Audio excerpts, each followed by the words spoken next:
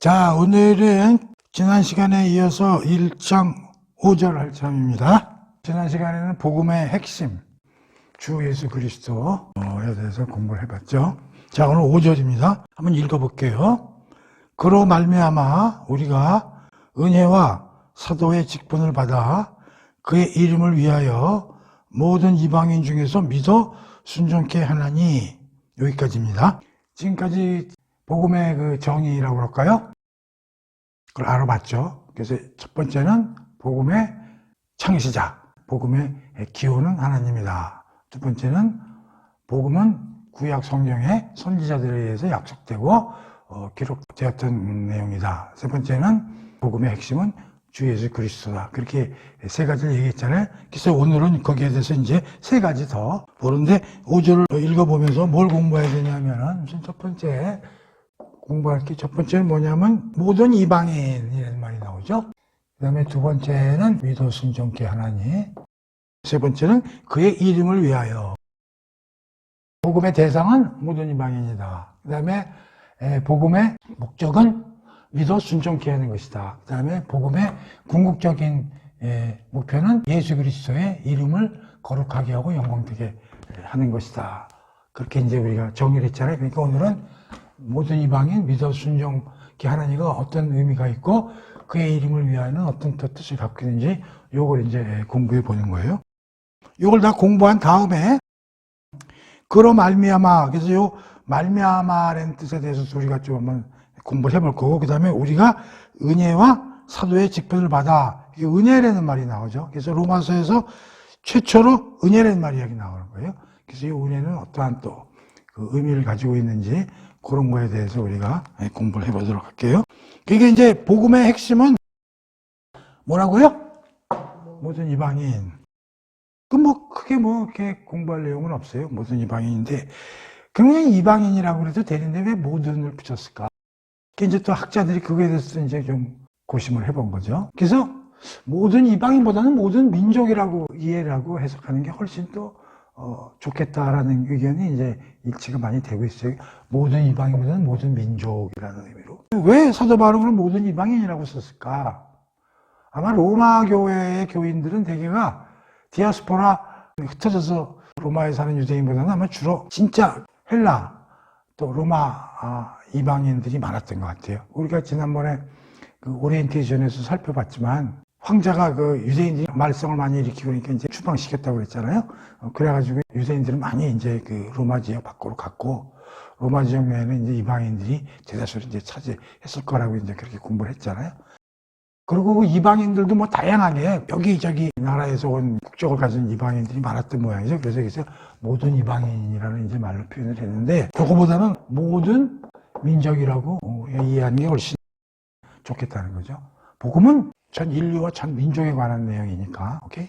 근데 이제 여기서 이제 또 하나 공부를 이제 해보는데, 한간에 이제 이런 얘기들이 이제 많이 하고 있는 거예요. 하나님이나 뭐 예수님이나 다 유대인의 신 아니냐. 그러니까 유대교건 기독교건 다 그 유대인들의 대상이 되는 그런 그 종교고, 또 하나님이나 예수님은 다 그들이 받드는 신이지. 그 모든 이방인, 모든 민족하고 관련이 없는 거 아니냐. 이렇게 이제 생각하시는 분들도 있는 거예요. 그렇죠? 그래서 이제 이거 가지고 얘기하려면 또 굉장히 내용이 깊어요. 그런데 이제 한 귀절을 살펴보고서 얘기를 해보도록 하겠습니다. 신명기 7장 7절을 찾아볼게요. 거기 보면 이제 이런 말이 나오죠. 주께서 여러분을 사랑하시고 여러분을 선택하신 것은 다른 민족들보다 수가 더 많기 때문이 아닙니다. 오히려 여러분은 가장 수가 적은 민족입니다. 이게 무슨 얘기냐면 이스라엘을 하나님이 이제 선택하신 이유가 이제 여기 나오는 거예요. 이유가 뭐라고 설명이 되어 있어요? 작은 숫자의 민족이기 때문에 하나님이 너희들을 채택했다 그런 얘기잖아요. 이게 무슨 뜻이에요? 작은 민족이라는 게 아주 힘도 없고 보잘것없고 여러 민족들 중에 그래서 하나님이 선택했다는 얘기가 그러니까 잘나서 선택했다는 게 아니잖아요. 그렇죠? 근데 유대인들은 그걸 잘못 이해했잖아요. 그래서 자기들이 굉장히 대단하고 자기들이 하나님한테 뽑힌 거에 대해서 자랑을 하고 다른 민족들을 개돼지 취급을 하고 자기들은 아주 선민 사상으로 다른 나라에 비해서 자기네들이 아주 잘 나가는 민족이고 착각 속에 산 거지. 근데 하나님은 그들을 뽑은 이유가 니네들이 숫자도 작고 힘도 없고 보잘것없고 그래서 내가 선택한 거야. 그런 얘기거든요. 그 다음에 창세기 12장에 이제 아브라함을 이제 하나님께서 콜링하는 얘기가 이제 나오는데 그것도 한번 우리가 살펴보도록 하겠습니다. 12장 1절에 보면 하나님이 이제 아브라함을 부르시는 얘기가 나오죠. 그리고 이제 아브라함에게 주는 약속의 내용이 나오게 돼 있어요. 주께서 아브라함에게 말씀하셨다. 너는 네 고향, 네 친척, 네 아버지의 집을 떠나 내가 장차 네게 보여줄 땅으로 가라. 2절이죠. 내가 너로 큰 민족을 이루게 하고 네게 복을 내려 네 이름을 떨치게 하리라. 너는 모든 사람들에게 복의 근원이 되리라. 자, 여기 12장 2절의 후반부. 너는 모든 사람, 여기 모든 사람들에게 복의 근원이 되리라. 여기서 이스라엘 민족뿐만이 아니라 전 민족, 전 인류를 대상으로 하는데 네가 그들의 복의 원천이 될 것이다. 그런 얘기예요. 그러니까 여기서 보면은 하나님이 창세 전에 계획하신 대로 우주를 창조하고 아담을 만들고 하와를 주고 거기서 이제 여러 가지 후손들이 태어나게 창조를 하셨지 않습니까? 그것은 모든 민족과 모든 사람들을 위해서 하나님이 그들과 함께 하시겠다는 뜻이라고요. 그렇죠? 그걸 잘 알아야 돼. 근데 12장에서 이제 아브라함을 부르다 보니까 이제 아브라함 후손 얘기가 쫙 성경에 굉장히 많이 나오니까 이게 성경은 이스라엘 민족에 관한 내용이구나. 그리고 하나님은 꼭 이스라엘 민족에 관련된 신이구나. 이렇게 한정해서 생각하는 사람이 많은데 절대 그렇지 않습니다. 그걸 꼭 우리가 기억을 해야 돼요. 그리고 우리가 창세기를 공부를 했지만 창세기 1장에서 12장 전까지는 유대인 이스라엘의 얘기가 아무것도 안 나와요. 그러니까 우주와 인류의 초기 역사가 1장에서 11장까지 창세기에 쫙 쓰여 있다고 그랬지 않습니까?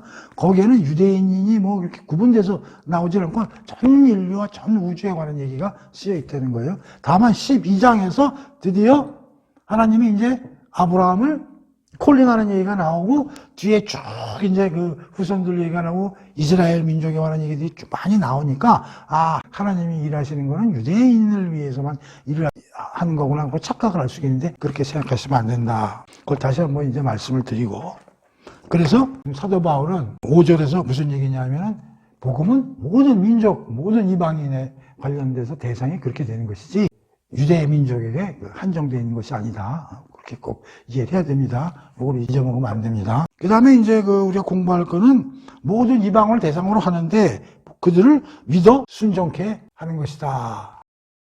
이것도 뭐 그냥 넘어가면 돼요. 그래서 복음은 모든 사람들에게 전도를 해서 그들이 믿어서 이제 순종케 하려 하는 거구나. 그럼 이제 넘어가면 돼. 그런데 여기에 대해서 학자들이 많은 이제 분석을 합니다. 믿어서 2단계로 순종하게 하는 것이 복음의 그 목적이다. 이렇게 이제 생각할 수도 있죠. 그렇게 틀렸다고까지 얘기할 수는 없는데, 그러나 이제 그런 그 뉘앙스에 대해서 신학자들은 다시 한번 생각해 봐야겠다. 그런 얘기예요. 그러니까 믿어서 그 다음 단계로 순종하게 하는 2단계로서 또 믿음과 순종이라는 단어를 딱 구분해가지고 믿은 거에 대한 결과로서 순종케 하려 함이라라고 해석하는 것은 조금 무리가 있다라고 이제 신학자들이 많이 분석을 하기 시작했어요. 그래서 이제 그 영어 성경 같은 데는 믿음의 순종으로 해석하는 것이 바람직스럽다. 우리나라 개역개정에는 그냥 믿어 순종이라는 말이 나왔지만은 영어의 많은 성경 번역본에는 믿음의 순종을 위하여 이렇게 많이들 번역을 하고 있어요. 믿음의 순종. 굉장히 그 해석하기가 어렵고 굉장히 미묘한 뉘앙스를 가지고 있는 건데 시간이 가더라도 한번 공부를 해보도록 하겠습니다. 이 믿음이라는 단어가 사실 쉬운 단어는 아닙니다. 성경에서의 이 믿음이라는 단어를 우리가 일반적으로 생각하는 믿는다, believe 그런 의미로 성경에서는 그 이해를 하면은 조금 어려운 면이 좀 있어요. 그래서 이 믿음이라는 단어를 우리가 어떻게 받아들이냐 하는 게 굉장히 이제 어려운 면이 있는데 우리가 이렇게 한번 생각해 봅시다. 복음을 우리가 믿는다는 의미가 과연 뭘까? 왜 하나님이 예수 이 세상에 보내셔가지고 여러 가지 이제 예수를 통해서 일을 이제 하시는데 기쁜 뉴스라고 그랬잖아요. 굿 뉴스, 복음이라는 걸. 왜 그러면 하나님이 복음이라는 그런 굿 뉴스의 창시자로서의 역할을 하고 예수가 그것을 시행을 하고 성령님이 그것을 충족시키기 위해서 열심히 왜 그런 일들을 하실까? 왜 복음이라는 걸 우리에게 떨어뜨렸을까 하는 걸 잘 생각해 보자는 거예요. 왜 복음이 필요했을까요? 왜 복음이 우리에게 필요했을까? 하나님이 왜 우리들을 위해서 이 복음을 준비하셨을까? 그런 얘기죠.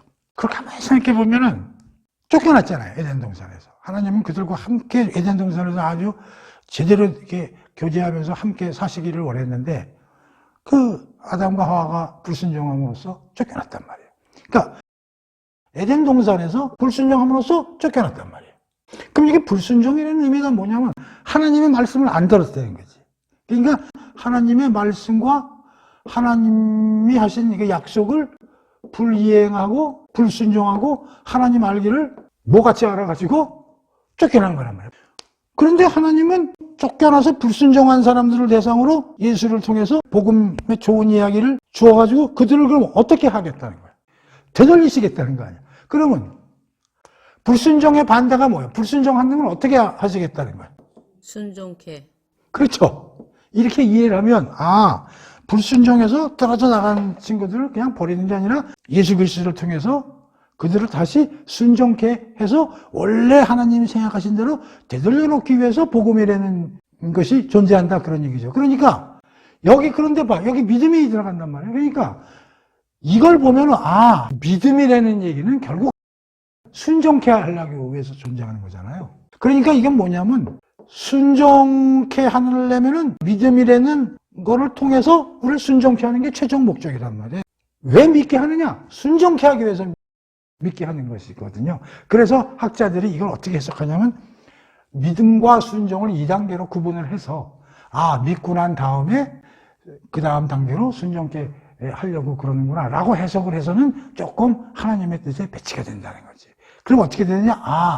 믿음과 순종을 하나의 동격, 동일한 어떠한 뜻을 가진 단어는 다르지만 믿음과 순종이라는 것을 떨어져서 이해하기보다는 이게 하나의 덩어리로 이해하는 게 좋겠다. 그게 하나님의 뜻에 더 적합하다. 그래서 믿음의 순종이라는 말로 표현하는 게 좋겠다고 해서 영어 번역 성경에는 그렇게 번역을 하고 있다는 거예요. 굉장히 이게 아주 뉘앙스 차이지만 굉장히 의미가 있는 것이기 때문에 이렇게 이제 길게 설명을 하는 거예요.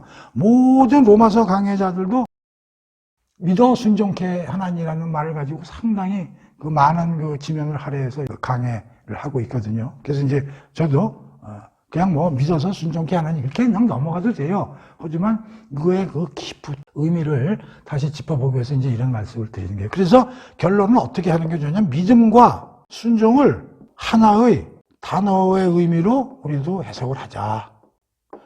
그래서 저는 이제 여기다가 하나를 더 넣어가지고 은혜, 믿음, 순종 이 세 단어를 하나의 패키지로 이해하고 해석하자라고 이제 여러분께 이제 말씀드리고 싶은 거예요. 왜냐하면 우리가 믿는 것도 우리가 스스로 믿어지는 게 아니거든. 은혜, 하나님의 은혜로 말미암아 믿음과 순종도 이루어지는 거기 때문에 믿음이라는 단어가 딱 나오면 왼쪽에 은혜라는 단어, 오른쪽에 순종이라는 단어를 딱 붙여가지고 믿음 그러면 은혜, 믿음, 순종 이 세 개를 의미는 조금씩 다르지만 하나의 패키지로 우리 주 예수 그리스도 이렇게 예수님을 우리가 칭호하듯이 믿음 얘기하면 은혜, 믿음, 순종 은혜로 말미암아 우리가 순종케 하는 게 복음의 의미구나. 그런데 믿음 안에는 순종의 의미가 포함되어 있고 또 순종 안에는 믿음의 의미가 같이 포함되어 있는 그런 내용이다라고 이해를 하면 좋겠다 그런 얘기예요.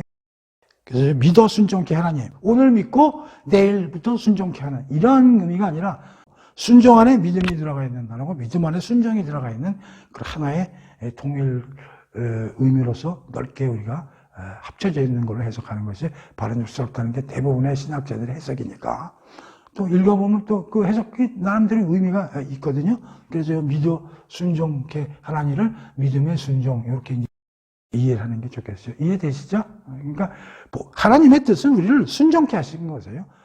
불순종해서 나간 놈을 다시 순종케 하려고 하나님이 좋은 뉴스를 예수를 통해서 우리에게 주신 거다 그렇게 생각하면 되죠. 또 이제 로이드 존스 같은 분은 이 순종 안에는 의탁과 복종의 의미가 들어가 있다. 이 순종이 되는 게 꼭 무슨 뭘 실천한다, 뭘 내가 한다 그런 의미보다는 하나님께 등을 지고 나갔던 사람들로 하여금 다시 하나님께 돌아와서 하나님께 자기 자신을 위탁하고 하나님의 말씀에 복종하는 그런 의미가 이 순종 안에 포함되어 있다고 해석하는 것이 좋겠다 하는 의견을 제시하셨으니까 여러분들 이제 그렇게 이해를 하시면 이제 되겠고요. 자, 그 다음에 이제 세 번째가 이제 그의 이름을 위하여. 그의 이름을 위하여는 예수님의 이름을 위하여지. 성경을 우리가 공부하다 보면 기승전결, 모든 것의 끝은요, 모든 것의 결말은 하나님의 영광으로 끝을 맺어야 되는 겁니다. 하나님의 영광. 그러니까 이 영광이라는 단어는 하나님께만 쓰는 단어죠. 이 우주 아무것도 없는 nothing의 상태에서 하나님이 창조를 하셔서 이제 something으로 이제 만드셨잖아요. 이제 우리가 성경에는 잘 안 나와 있는데, 왜 이 우주 만물을 하나님이 만드셨을까? 그걸 잘 생각해 봐야 되거든요. 그래서 이제 그런 거에 대해서 신학자들이 관심을 많이 가지고, 뭐, 하나님의 열심, 하나님이 뭐, 우주를 만드신 어떤 그 특별한 뜻, 뭐, 이런 거에 대해서 많이들 책들을 들고 서술도 하고 이제 그러시죠. 근데 결국은 영광이라는 거예요, 영광. 하나님의 영광 되신 분이라는 거예요. 그러니까 영광이라는 뜻은 우리가 요한복음에서 많이 공부를 했지만, 이제 두 가지 단어를 우리가 항상 영광 속에서 배우자고 그랬잖아요. 헬라 말로는 독사, 히브리 말로는 쉐키나. 독사라는 건 하나님이야말로 그야말로 경배의 대상이고 모든 걸 아시고 모든 사람들한테 찬양을 받으시고 모든 그런 그 요소를 가지고 계시되는 게 독사라는 단어 안에 들어가 있고, 쉐키나는 겉으로도 이제 꽉 빛이 나는 게 쉐키나. 그것도 영광의 큰 요소라고 그랬지 않습니까? 그래서 하나님은 그 영광됨을 삼성의 하나님끼리 서로 뭐 그냥 쉐키나만 발산하고 계시면은 그거 별 의미가 없다고. 그래서 이 우주를 만드는 건 하나님의 영광을 발현하기 위해서 이 우주 만물이 창조를 할 수밖에 없었고 하셨다고 우리가 이해를 하는 거거든. 그러니까 우리가 만들어진 것도 다 뭐요? 하나님의 영광 때문에 우리가 만들어진 거라고 이렇게 이해를 해야 되거든. 그러니까 성경에서 하나님이 하시는 모든 일은 딱 하나님의 영광을 위해서 하는 일이거든요. 그러니까 우리가 뭐 하나님을 믿고 예수 그리스도의 삶대로 살고 하는 그런 것들이 다 물론 내가 구원을 받고 하나님의 자녀가 되고 하나님 나라에 들어가고 하나님과 영생을 누리고 하는 것도 다 우리한테 중요한 일이지만 그것이 결국은 뭐냐? 하나님의 영광을 위하여 우리가 그렇게 되는 것이고, 그래서 모든 성경 안에서 하나님이 하시는 일의 결말은 뭐다? 하나님의 영광이라는 거죠. 예수님도 하나님 중에 한 분이시니까 예수님이 이 세상에 오셔서 우리를 위해서 모든 그 하시는 일 자체가 우리가 이렇게 순종하고 하는 이유도 다 예수 그리스도의 이름을 거룩하게 하고 영광되게 하는 것. 다시 말하면 똑같이 하나님의 이름을 영광되게 하는 것. 그런 거라는 거죠. 그래서 성경을 찾아보면 하나님을 영광되게 하고 찬송하고 그런 내용들이 많이 발견이 되는 거죠. 그런 차원에서 기절을 하나 찾아보겠는데요. 에베소서 1장이요. 이 에베소서 굉장히 긴 문장에 이렇게 절을 나눠놨지만 원래는 이게 쭉 그냥 하나로 연결되어 있는 건데 6절 읽어볼게요. 2장 6절요. 다 읽지는 않겠습니다. 이는 그가 사랑하신 자 안에서 우리에게 건져주시는 바 그의 은혜의 영광을 찬송하게 하려는 것이라. 영광을 찬송하게 하려는 것이 목적이다. 이제 그런 얘기죠. 그 다음에 쭉 넘어가서요. 12절도 한번 보겠습니다. 이는 우리가 그리스도 안에서 전부터 바라던 그의 영광의 찬송이 되려 하려 하심이라. 여기 또 영광의 찬송이란 말이 나오죠. 그 다음에 14절도 한번 보겠습니다. 이는 우리 기업의 보증이 돼서 그 얻으신 것을 속량하시고 그의 영광을 찬송하게 하려 하심이라. 그러니까 에베소서 1장에서 삼성의 하나님이 하신 일을 쭉 설명하면서 6절, 12절, 14절 전부 하나님의 영광을 찬송하게 하려 함이니라. 이제 이렇게 기술이 되어 있단 말이에요. 그러니까 모든 것의 궁극적인 목적은 하나님의 영광이다. 이렇게 생각하시면 돼. 그 다음에 또 하나의 귀절을 찾아보려면 요한복음 17장 한번 찾아볼게요. 요한복음 17장 10절입니다. 우리가 이제 요한복음은 이미 공부를 했죠. 그래서 요한복음 17장은 예수님께서 하나님께 기도하시는 대제사장적 기도라고 그랬죠. 유일하게 예수님이 하나님께 하신 기도의 내용이 쓰여진 게 요한복음 17장이라고 그랬어요. 거기 이제 17장의 10절 한번 볼게요. 내 것은 다 아버지의 것이요 아버지의 것은 다 내 것이었는데 내가 그들로 말미암아 영광을 받았나이다. 내가 그들로 말미암아 영광을 받았나이다. 그래서 내가는 그러니까 예수님이 그들 나를 믿는 사람들로 말미암아 영광을 받았나이다. 이제 이런 구절도 있거든요. 이 구절을 뭐 구체적으로 오늘 살펴보지는 않겠어요. 우리가 모든 나의 삶, 내가 태어난 것, 그 모두가 다 하나님의 영광을 위한 것이라고 생각하면 돼요. 재미난 게 스포츠 스타들이 주로 하나님을 믿는 사람들이 많은 것 같더라고요. 그래서 이제 뭐 어디서 우승을 하거나 챔피언을 따거나 그러면 이제 인터뷰를 하게 되면 뭐라고 그러냐면 이 영광을 모두 하나님께 바치겠습니다. 이런 얘기들을 그 운동화 선수들이 많이 하더라고. 그리고 또 영화인들도 이제 많이들 믿더라고, 하나님을. 그 사람들도 뭐 대종상이나 이런 이제 상들을 받으면 이제 수상소감 발표할 때 이 모든 영광을 하나님께 바치겠습니다. 이런 얘기를 많이 하잖아요. 그거예요, 바로. 그러니까 우리 성도들은 그렇게 얘기를 해야 돼. 내 하나하나 모든 게 하나님의 영광을 위한 것이다. 그러니까 하나님의 만드신 그 복음 자체도 종국적으로는 예수 그리스도를 영광되게 하고 거룩하게 하는 것이다 라는 거 이제 우리가 이해를 하면 되는 것이죠. 그래서 지금 5절을 이렇게 세 개로 공부를 좀 해봤죠. 다시 한번 읽어볼게요.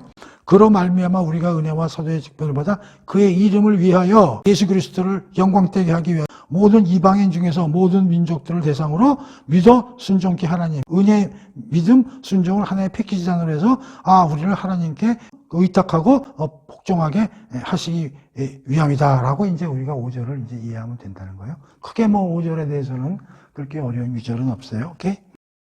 그럼 이제 5절로 들어가면서 그로 말미암아 은혜와 사도의 직분을 받아 이렇게 이제 얘기를 하고 있는 거예요. 그로 말미암아 은혜와 사도의 직분을 받았다.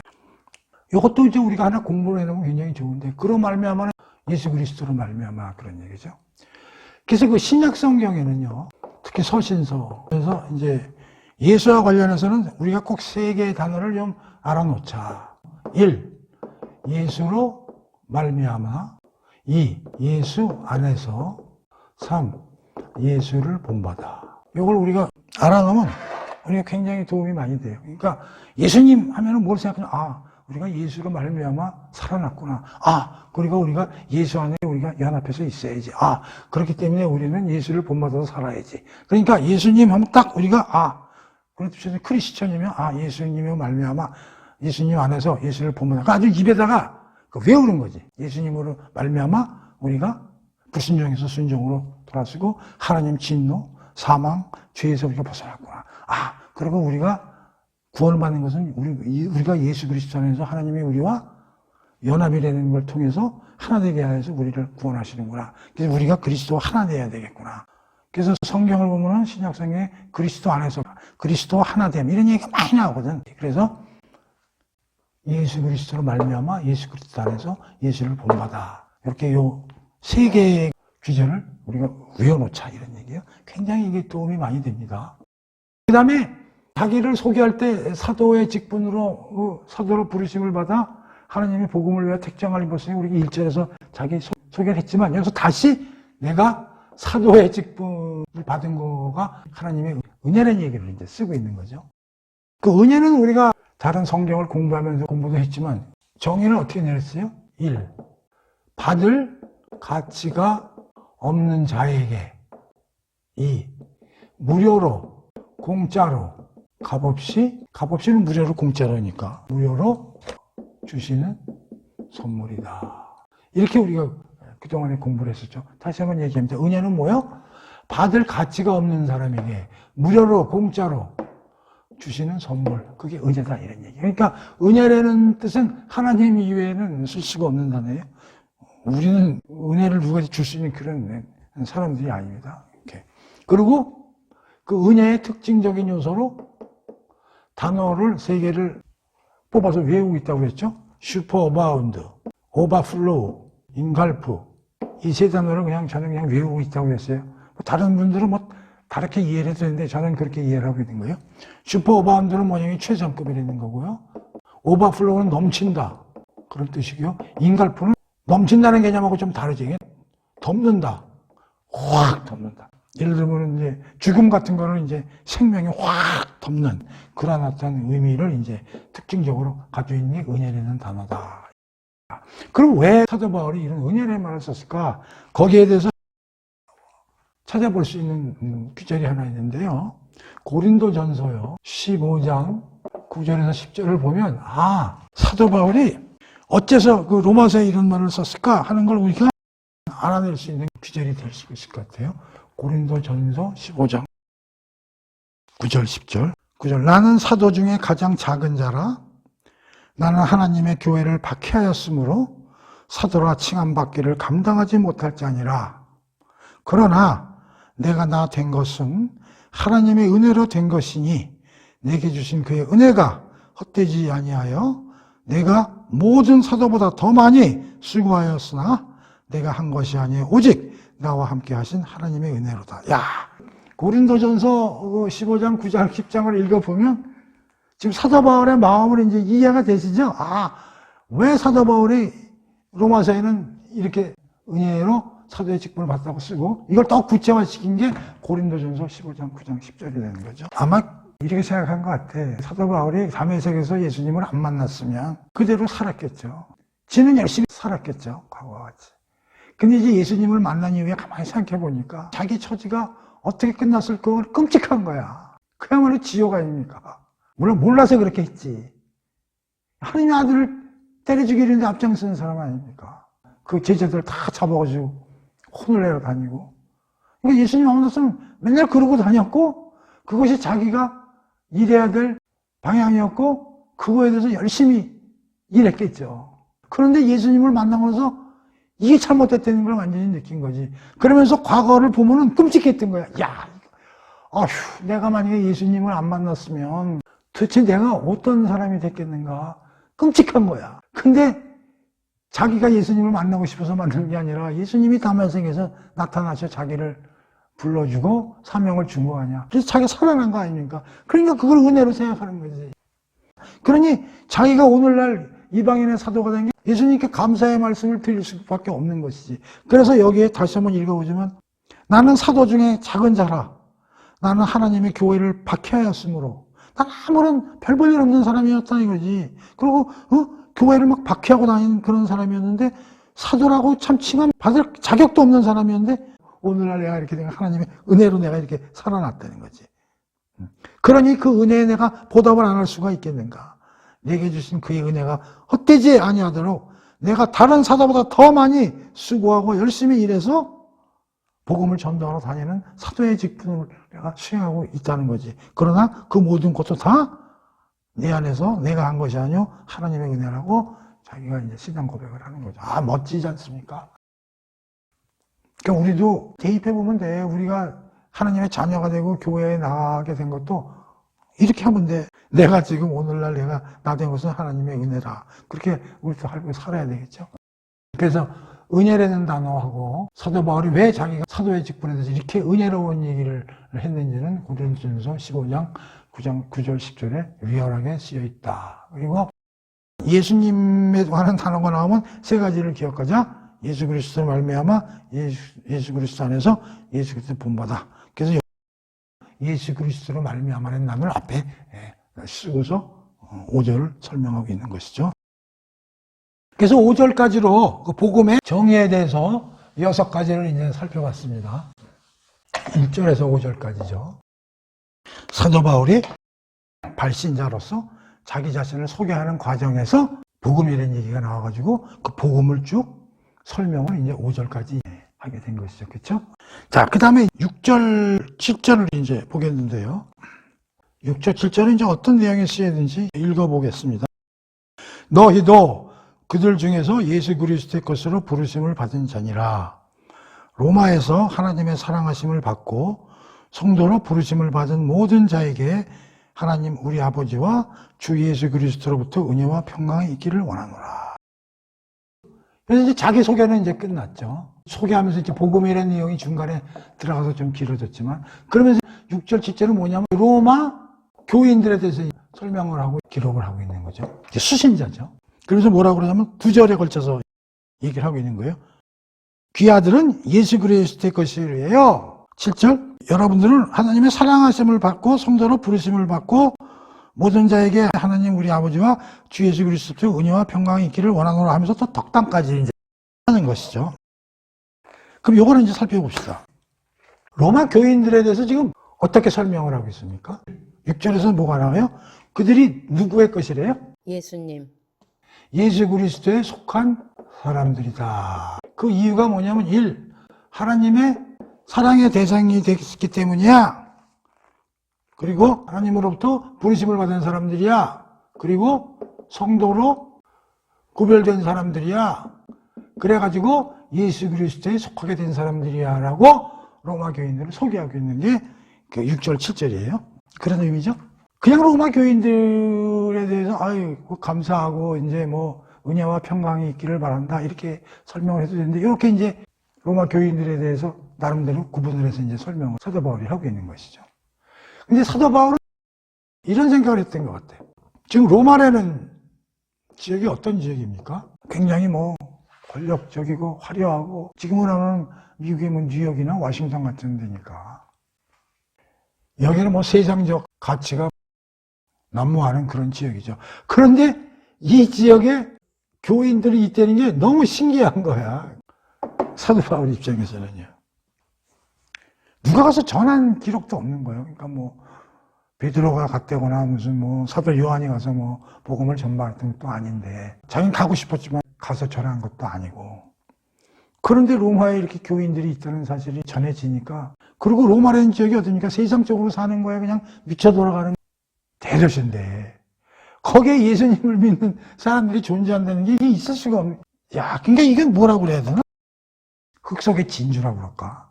그런 느낌인 거지. 그 로마의 그 어마어마한 세상적인 이권이 난무하는 데서 예수님의 자녀들이 그 존재했다는 사실이 너무너무 신기한 거야. 그러니까 그들에 대해서 이렇게 설명을 하고 싶었던 거지. 맞아. 당신들은 특별한 사람들이야. 여러분은 예수에 속한 사람들이라니까. 그런데 여러분들은 하나님의 사랑의 대상이었다니까. 하나님이 픽업해서 부르신 사람들이니까. 그래가지고 성도로 하나님께 구별돼가지고 예수 그리스도에 속하도록 패스해준 그런 사람들이라니까 라고 로마 교인들에 대해서 설명을 하는 겁니다. 근데 이것은 사실 로마 교인들에만 해당되는 게 아니고 우리들에게도 해당되는 것이죠. 그러니까 우리 교인은 뭐예요? 하나님의 사랑을 입은 사람들이고 두 번째는 하나님으로부터 효력 있는 부르심, 여기 이제 효력이라는 말을 조금 이따 이제 공부할 건데 부르심을 받은 사람들이고 성도로 구별된 사람들이고 그래서 예수 그리스도 안으로 넘겨진 사람들이다 그런 얘기예요. 누가? 우리 성도들이. 로마 교인들도 마찬가지고. 그래서 첫 번째 이제 하나님의 사랑. 우리는 하나님의 사랑을 받은 사람들이 되는 것이죠. 로마 교인들과 마찬가지고 우리들도. 그런데 한번 우리가 생각해 봅시다. 우리가 하나님부터 사랑을 받을 위치에 있는 사람들입니까 우리가? 불순종인 거 아니에요. 에덴 동산 쫓겨난 사람들인데 하나님으로부터 야단맞고 심판받고 진노 아래 있는 사람들이잖아요. 하나님 입장에서 보면 때려 죽여야 될 놈들인데도 불구하고 하나님이 우리를 사랑했다는 거 아닙니까? 우리가 교회 다니고 하나님께 기도할 수 있는 게 하나님이 우리를 사랑하셨다는 거 아닙니까? 근데 이게 가능한 얘기예요? 우리는 그냥 이게 뭐 하나님의 사랑 그렇게 그냥 넘어가지만 우리 한번 잘 생각해 보자고. 우리가 어떤 사람들이냐고. 하나님의 사랑을 하실 수 있는 대상이 아니잖아요. 그래서 이거에 대해서 잘 기록된 게 로마서 5장입니다. 앞으로 배울 거지만 우리가 한번 찾아봅시다. 5장 6절부터 한번 보겠습니다. 우리가 아직 연약할 때에 기약대로 그리스도께서 경건하지 않은 자를 위하여 죽으셨도다. 의인을 위하여 죽는 자가 쉽지 않고 선인을 위하여 용감히 죽는 자가 혹 있거니와 우리가 아직 죄인 되었을 때에 그리스도께서 우리를 위하여 죽으심으로 하나님께서 우리에 대한 자기의 사랑을 확증하셨느니라. 그러면 이제 우리가 그의 피로 말미암아 의롭다 하심을 받았으니 더욱 그로 말미암아 진노하시면서 구원을 받을 것이니 곧 우리가 원수 되었을 때에 그의 아들의 죽으심으로 말미암아 하나님과 화목하게 되었은즉 화목하게 된 자로서 더욱 그의 살아나심으로 말미암아 구원을 받은 것이니라. 그뿐 아니라 이제 우리로 화목하시게 하시는 우리 주 예수 그리스도로 말미암아 하나님 안에서 또한 즐거워하느니라. 자, 6절 한번 보세요. 우리가 어떤 상태에 있었대요? 연약할 때, 그렇죠? 그 다음에요, 기약대로 그리스도께서 경건하지 않는 자. 경건하지 않는 자는 불경건이죠. 그 다음에 8절 보세요. 우리가 아직 죄인 되었을 때요. 10절 우리가 원수 되었을 때요. 자 보세요. 하나님이 우리를 얼마나 사랑하셨나? 자, 이해가 안 돼. 그럼 이거 찾아보면 되는 거야. 우리가 연약할 때, 연약하는 거는 아주 초보자라는 거야. 애들이라는 거지. 철이 들들었다는 거지. 뭐가 옳고 그름도 모르는 거지. 그럴 때, 불경건. 불경건이면 하나님을 등지고, 에이, 하나님 필요 없어. 하나님 말 들을 필요 없어. 뭐, 제멋대로 해야지. 그런 상태 되는 거예요. 그 다음에 죄인일 때, 우리가 원수일 때, 이럼에도 불구하고, 여기 예수님을 세상에 보내서 자기 아들을 죽게 함으로써 우리를 살렸다. 그런 얘기예요. 그것이 뭐냐면, 5절 밑에 보면 성령으로 말미암아 하나님의 사랑이 우리 마음에 부음화되니, 이런 내용을 성령 하나님으로 통해서 일을 하실 때, 이게 진짜 하나님의 사랑하심이 바로 이런 일을 하신 거구나라는 걸 우리가 깨닫게 성령님이 해주신다. 그런 얘기예요. 사도 바울이 간단하게 로마 교인들에 대해서 너희들은 하나님의 사랑을 받은 사람들이야 라고 했을 때 그 사랑의 의미가 뭐냐? 이런 거라는 거지. 우리도 마찬가지지. 우리가 연약할 때, 우리가 불경건할 때, 우리가 죄인일 때, 우리가 원수일 때, 그래도 불구하고 하나님이 자기 아들을 보내서 십자가에서 피로 죽게 하고 부활시켜서 우리를 데리고 가시기 위해서 하신, 그게 하나님의 우리에 대한 사랑을 표현하는 구체적인 액션 행위라는 거지. 그게 나중에 성령 하나님이 우리를 하나님의 사랑이 그런 것을 이제 깨닫게 해주신다든지 그런 얘기죠. 하나님의 사랑을 구체적으로 리얼하게 설명한 비절이 로마서 5장이다. 그 다음에 에베소서 2장을 한번 살펴보는데요. 여기에도 기가 막힌 말이 이제 쓰여 있죠. 2장 1절 한번 보십시오. 그는 누구예요? 그건 예수죠. 허물과 죄로 죽었던 너희를 살리셨도다. 그러니까 허물과 죄로 죽은 거야, 우리가. 죽었는데 살리셨다는 거예요. 그게 하나님의 사랑 아니면 이게 그러지겠어요? 그 다음에 2절 보세요. 우리는 어떤 상태에 있었냐면 세상 풍조를 따르고 그냥 세상의 그냥 풍조에 그냥 놀아나고 있었고 공중의 권세 잡은 자를 따랐으며 지금의 불순종의 아들들 가운데서 역사하는 영이라 사탄을 쫓아다녔다는 거예요. 세상 권력과 돈에 그냥 휘청휘청거리고 미혹돼가지고 살았다는 거예요. 그러면서 우리가 다 육체의 욕심을 따라 지내며 육체와 마음이 원하는 것을 하며 본질상 하나님 진노의 대상이었다는 거예요. 그런데 하나님이 4절 보세요. 하나님이 우리를 사랑하신 그 큰 사랑으로 인하여 허물로 죽은 우리를 예수 그리스도와 함께 살리셨다. 그런 얘기죠. 그러니까 에베소서 2장에서 뭐라고 해요? 우리가 허물과 죄로 죽은 사람들이라는 거죠. 그리고 어떻게 됐어요? 세상 풍조를 따르는 사람들이라고. 그 다음에 공중의 권세 잡은 자를 추종하는 사람들이라고 그랬고 불순종의 아들이라고 그랬잖아요. 그러니까 로마서에서는 우리가 연약하고 불경건하고 죄인이고 원수라고 설명을 했고 에베소서에서는 허물과 죄로 우린 죽은 사람이었고 세상의 풍정을 따르는 놈이고 공중의 권세 잡은 자를 추종하고 불순종하는 사람들이라는 거 아니야? 그런데 이들을 대상으로 우리가 하나님의 아들을 보내셔가지고 우리를 살리셨다는 얘기지. 그게 하나님의 사랑의 구체적인 표현이라는 거지. 그걸 여기서 로마서에서는 한자로 로마 교인들 하나님의 사랑을 입은 자들이야 라고 설명을 해버리는 거죠. 하나님은 사랑이시오. 그게 뭔데? 구체적으로 설명해봐 하면 이걸 얘기해주면 되는 거지. 그렇죠. 그래서 하나님의 사랑에 대해서 성경에 하나님의 사랑을 이렇게 표현하고 있구나. 예수를 이런 상황에서 보내줘서 우리를 살리셨구나. 허물과 죄로 죽은 놈들이구나 우리는. 자, 두 번째, 사랑한 다음에 부르셨다는 거예요. 1번 하나님의 사랑이죠. 두 번째 이제 부르셨는데 어떻게 부르셨냐면 효력 있는 부르심이라고 내가 쓸게요. 사랑만 하신 게 아니라 우리를 이제 땡기셨다는 거예요. 부르심에는 두 가지가 있다고 그랬어요. 일반적인 부르심이 있고 효력 있는 부르심이 있는 거예요. 하나님이 누구고 예수가 누구고 복음이 뭐 이렇게 잘 이렇게 모든 사람들에게 전파를 하고 이제 전도를 하게 되는 거야. 모든 사람들이. 그게 이제 일반적으로 이제 부르시는 거고, 효력 있는 부르심이라는 건 뭐냐면 거기에 반응을 해서 하나님을 알게 하고 하나님께 오게 하는 부르심이 효력 있는 부르심이라는 거지. 그러니까 성도들이나 로마 교인들은 하나님이 사랑을 해서 우리를 부르실 때 우리가 거기에 반응하게끔 우리를 부르셨다는 거지. 반응은 누가 하느냐? 이건 뭐 교리적인 건데 이것은 성령 하나님의 능력으로 우리가 반응을 하게 되는 거예요. 그러니까 복음이나 뭐 성경이나 뭐 목사님이 설교를 하거나 뭘 다 한다 그래도 다 이끌려서 오는 게 아니에요. 효력 있는 부르심으로 일부만 부르심에 반응을 하게 되는 건데 그게 다 성령 하나님이 일하심으로써 이제 그렇게 된다는 거죠. 세 번째는 그래서 어떻게 되냐면 성도로 구별된 사람들이라는 거예요. 성도라는 게 뭐냐면 성자는 이렇게 쓰는 거예요. 이게 한문이에요. 성도라는 게. 거룩이라는 뜻이죠. 거룩할 성. 영어로는 holy. 그게 성도란 말이에요. 다시 말하면 거룩한 사람이라는 거죠. 우리가 항상 배웠지만 거룩이라는 단어는 두 가지 뜻을 갖고 있다고 그랬어요. 1. 구분하다. 2. 정결, 성결하다. 깨끗하다 이런 뜻인데 이게 더 중요하다고 그랬어요. 구분하다. 그럼 성도라는 게 뭐냐면 거룩하게 구별된 사람이라는 거예요. 어디로? 하나님을 향하여. 하나님이 우리를 사랑했어. 그래가지고 끌어들였어. 부르셔가지고. 그 다음에 다른 사람들과 달리 딱 구분을 했어. 일반인들하고 틀리게. 어디로?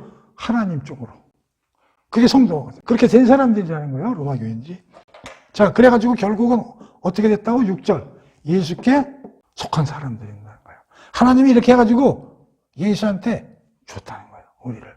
그래야 로마 교인들이고 우리라는 거예요. 이게 말이 돼? 이게 확실히 맞는 얘기야? 그래서 규제를 찾아볼게요. 요한복음 6장 44절하고요. 17장 6절을 찾아서 읽어보겠습니다. 6장 44절. 나를 보내신 아버지께서 이끌지 아니하시면 아무도 내게 올 수 없으니 오는 그를 내가 마지막 날에 다시 살리리라. 뭐라고 되어 있어요? 아버지께서 이끌지 아니하시면 아무도 내게 올 수 없다. 그게 뭐예요? 아버지가 자기한테 끌어서 나한테 줬다 그런 얘기죠? 오케이? 17장 6절 볼게요. 세상 중에서 내게 주신 사람들에게 내가 아버지의 이름을 나타내었나이다. 그들은 아버지의 것이었는데 내게 주셨으며 그들은 아버지의 말씀을 지켰나이다. 자, 그러니까 요한복음에서 어떻게 서술이 되어 있냐면 우리 성도들은요. 먼저 아버지에 속한 사람들이에요. 아버지께. 아버지가 이끌지 않으면 내게 못 온다 그랬으니까. 그 다음에 이 아버지가 누구에게 패스한 거냐면 예수 그리스도에게 주신 사람들이에요. 그러니까 1단계는 아버지께 속한 거고요. 2단계에 예수 그리스도에게 속한 거예요. 그래서 성경에서는 어떻게 얘기하냐면 우리는 아버지께서 모든 사람들을 위해서 구별해가지고 효력 있게 부르셔서 사랑의 대상으로 당신의 것으로 삼은 거야. 그래서 어느 누구도 하나님한테서 우리를 떼줄 수가 없어. 우리 교자는 하나님이 어떤 누구도 사탄 마귀도 하나님에 속한 우리를 뺄 수가 없어. 근데 이걸 또 다시 아들에게 준 거예요. 그래서 또 아들이 뭐라고 하면 하나님께서 내게 주신 이들을 하나도 멸망하지 않게 하겠다고 하나님께 또 맹세를 해. 그래서 이 성도들은 2단계로 철통같이 보호된 사람들이라는 거예요. 1단계는 하나님 품에서, 2단계는 예수님 품에서. 누구도 못 뺏어간다는 거지. 그래서 구원이 확실하다는 거지. 그런 얘기를 이제 여기서 하는 거죠. 그래서 몽고메리 보이스 같은 신학자는 또 이렇게 설명을 해. 아주 되게 재미있는 설명을 하는데 우리 그 나무에는 이제 못을 박잖아요, 이렇게. 나무가 2개 있으면 여기서 이제 대못을 이제 꽂는 거지. 그 못이 이렇게 들어오는 거지. 그러니까 움직이지 않게. 누가 이걸 뛰어가지 못해. 그 다음에 여기 뭐 이렇게 나온다면 이걸 어떻게 돼? 옆으로 이렇게 쳐가지고 여기로 탁 이제 또 이렇게 못 지른 다음에 탁탁탁 또 끝에 이렇게 해서 탁 붙이잖아. 그래서 이게 1단계, 2단계. 우리가 이런 거라는 거예요. 그러니까 하나님한테도 속하고 또 예수님한테도 속하고.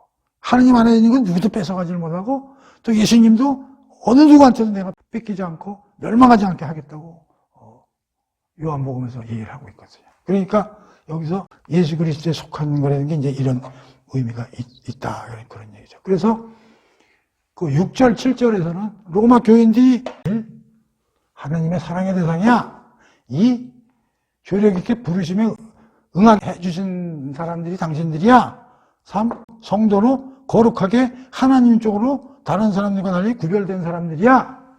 그 다음에 하나님이 여러분들을 예수에게 줘서 누구도 뺏어가지 못하게 하고 예수 그리스도 안에서 예수 그리스도와 연합해서 당신들을 죄와 사탄과 살리게 한 그런 사람들이야 라고 로마 교인들에 대해서 6절 7절에서 사도 바울이 이제 기록하고 있는 것이죠. 이것은 로마 교인들에 관한 얘기뿐만이 아니라 우리에 관한 얘기이기도 하다 하는 걸 우리가 이제 공부를 통해서 알 수 있는 거죠. 그 다음에 이제 거기서 뭐라 그래요? 이런 사람들에게 이제 덕담을 하죠. 하나님, 우리 아버지와 주 예수 그리스도로부터 은혜와 평강이 있기를 바란다. 덕담을 이제 하는 것이죠. 은혜에 대해서는 조금 전에 이제 공부를 했잖아요. 그러니까 이제 평강에 대해서 이제 공부를 하도록 하겠습니다. 그 평강이라는 게 참 이게 성경에 많이 나오는 단어거든요. 굉장히 중요한 단어입니다, 사실. 평강. 평강의 의미, 뜻. 우리는 대개 이제 평강을 이제 샬롬, 평화, 피스, 이제 이런 뜻으로 쓰이기도 하죠.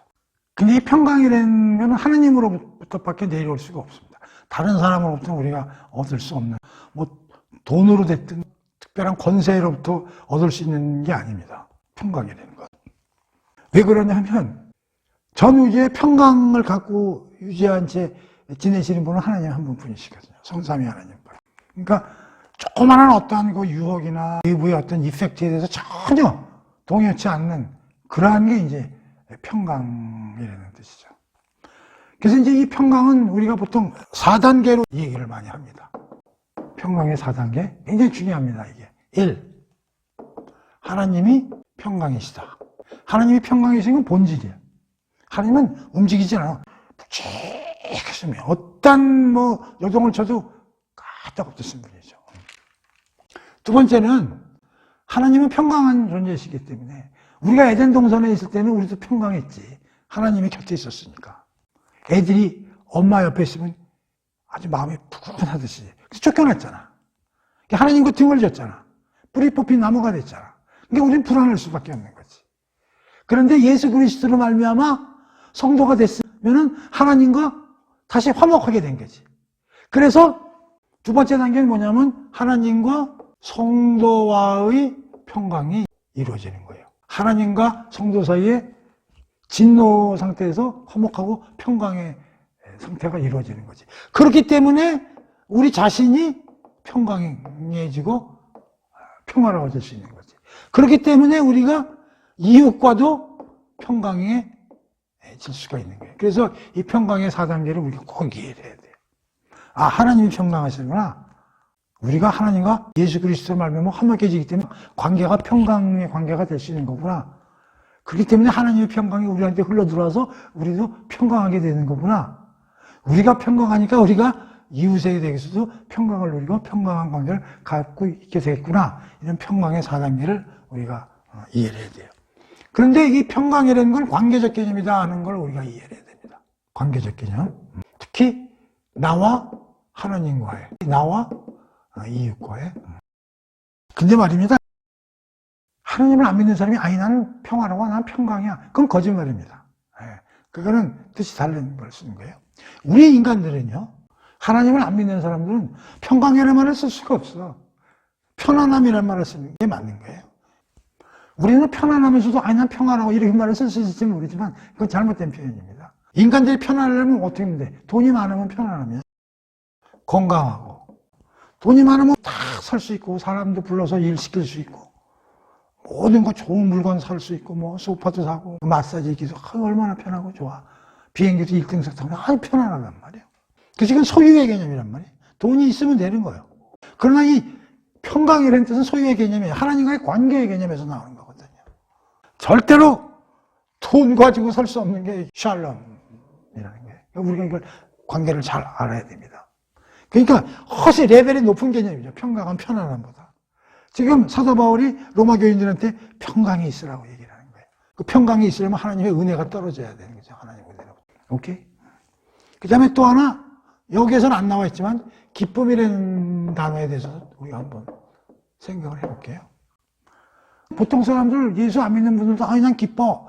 우리 애 대학교, 붙어서 기뻐. 우리 남편 승진해서 기뻐. 이런 기쁨을 쓰지만, 그것은 사실 즐거움이라는 표현을 쓰는 게 맞는 겁니다. 왜냐하면 이 즐거움은 시간적으로 영원한 개념이 아닙니다. 일시적 개념입니다. 좋았다 나쁠 수도 있고 나빴다 좋아질 수도 있고 그런 거예요. 근데 우리는 그걸 기쁘다는 용어를 쓰는데 사실 기쁨은 성경적인 용어입니다. 이 기쁨은 하나님으로부터만 내려오는 단어. 여기는 생명이 포함되어 있는 기쁨입니다. 이 기쁨은 영속적인 기쁨입니다. 끊어지는 기쁨이 아니에요. joy. 거기 생명이 들어가 있다고. 생명력이 들어가 있는 기쁨입니다. 그것도 평강과 마찬가지로 하나님으로부터만 받을 수 있는 그런 게 기쁨입니다. 우리는 기쁨이라는 단어를 사실 쓰면 안 돼요. 즐거움이라는 단어를 써야 돼요. 골프 치고 밥 먹으러 다니고 맛있는 거 먹고. 그래서 인간들은 최고의 행복의 기준이 뭐냐면 즐거움과 편안함입니다. 이건 일반적인 세상적 기준입니다. 그런데 우리 크리스찬들은 하나님으로부터 평강과 기쁨입니다. 이걸 잘 이해를 해야 됩니다. 그래서 사실은 사도 바울이 여기 기쁨이라는 단어 하나를 더 넣었으면 참 좋았을 텐데요. 우리 아버지와 주 예수 그리스도로부터 은혜와 평강과 기쁨이 있기를 바라노라. 이렇게 쓰면 더 좋았을 텐데 기쁨은 이제 빼먹었죠. 그러나 오늘 이제 기쁨에 대해서 우리가 설명을 해본 겁니다. 그래서 기쁨과 평강, 우리가 가지고 있는 축복이죠. 하나님으로부터만 받을 수 있는 영원한 기쁨입니다. 영생. 하나님과 영원히 같이 했을 때 오는 그런 기쁨이죠. 어떠한 슬픔도, 어떠한 고난도, 어떠한 억압도, 어떠한 모자람도 없는, 어떠한 외부의 환경에도 흔들리지 않은 그런 평강을 우리가 가질 수 있는 건 하나님으로부터만 받을 수 있는 겁니다. 그걸 이제 사도 바울이 로마 교인들한테 이제 덕담으로 예수 그리스도 하나님으로부터 은혜와 평강과 기쁨이 있기를 바라노라 하고 얘기를 한 겁니다. 네. 그래서 이제 6절, 7절을 이제 오늘 공부해 봤는데요. 굉장히 이제 좀 하나하나 우리가 천천히 공부를 하는 거예요. 그래서 오늘 또 5절, 6절, 7절, 석절 공부했는데요. 시간이 많이 지났기 때문에 오늘 공부는 여기서 마치도록 하겠습니다.